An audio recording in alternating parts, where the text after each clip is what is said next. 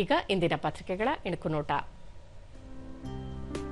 ಗಡಿ ರಕ್ಷಣೆಗೆ ಅತ್ಯಾಧುನಿಕ ತಂತ್ರಜ್ಞಾನದ ಸ್ಮಾರ್ಟ್ ಬಾರ್ಡರ್, ದೇಶದ 8 ಸ್ಥಳಗಳಲ್ಲಿ ವ್ಯವಸ್ಥೆ ಜಾರಿ, ಅಮಿತ್ ಶಾ. ಸರ್ಕಾರಿ ನೌಕರರಿಗೆ ಇನ್ನು ಎಐ ಜಿಪಿಎಸ್ ಹಾಜರಿ ಕಡ್ಡಾಯ, ಬೆಳಗ್ಗೆ 10ಕ್ಕೆ ಸಿಬ್ಬಂದಿಗಳು ಕಚೇರಿಯಲ್ಲಿರಬೇಕು, ಸಿಎಂ ಡಿಕೆ ಶಿವಕುಮಾರ್ ಖಡಕ್ ಕ್ರಮ.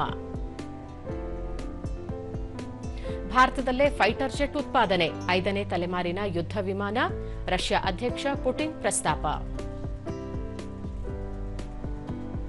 ಹಣದುಬ್ಬರ ಅಂದಾಜು ಹೆಚ್ಚಿಸಿದ ಆರ್ಬಿಐ, ರೆಪೋ ದರ ಮತ್ತೆ ಯಥಾಸ್ಥಿತಿ, ಮಲ್ಹೋತ್ರಾ.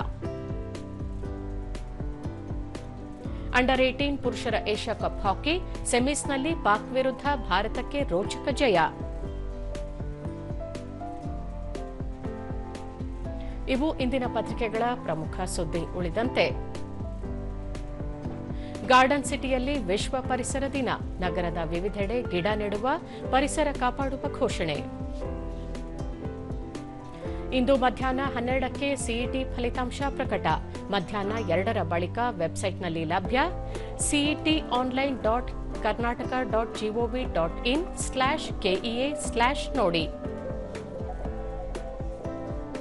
ರಾಜ್ಯದ ಶಾಲೆಗಳಲ್ಲಿ ಇನ್ನು ವಾರಕ್ಕೆ 1 ದಿನ ಮೌಲ್ಯ ಶಿಕ್ಷಣ ಕಡ್ಡಾಯ, ಮಕ್ಕಳಲ್ಲಿ ನೈತಿಕತೆ, ನಡವಳಿಕೆ, ಜವಾಬ್ದಾರಿ ಬೆಳೆಸಲು ಈ ಕ್ರಮ, ಶಿಕ್ಷಣ ಇಲಾಖೆ.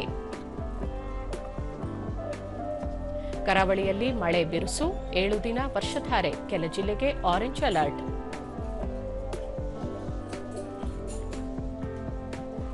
ನಾರ್ವೆ ಚೆಸ್ ವಿಶ್ವ ಚಾಂಪಿಯನ್ ಪಂದ್ಯಾವಳಿ, ಗುಕೇಶ್ ಮಡಿಸಿದ ಪ್ರಜ್ಞಾನಂದ್ಗೆ 2ನೇ ಸ್ಥಾನ.